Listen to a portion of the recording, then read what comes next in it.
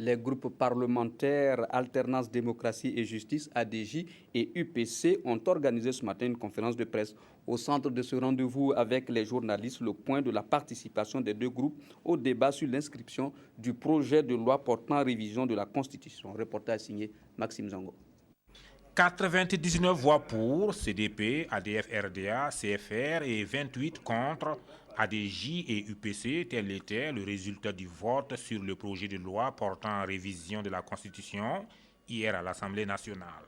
Les groupes parlementaires ADJ et UPC qui estiment avoir joué un rôle important dans cette bataille parlementaire ont décidé de convier la presse, non seulement pour expliquer comment ils ont pesé sur les débats, mais aussi prendre l'opinion nationale et internationale à témoin sur les conséquences du processus en cours.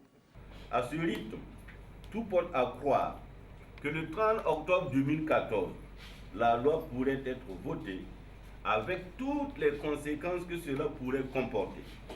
Pour notre part, toute idée d'un pouvoir personnel et personnifié est inacceptable. Et le référendum qui viendrait à être organisé dans ces conditions est facteur et source de division du peuple burkinabé. C'est pourquoi, usant de nos prérogatives, conformément au règlement de l'Assemblée nationale, nous avons expliqué notre vote. Mais, en rencontrant également la presse, notre intention est de tirer sur la sonnette d'alarme. Les députés ADJ et UPC qui se disent déterminés à poursuivre la lutte précisent qu'ils exigeront que toutes les conditions de transparence soient réunies le 30 octobre.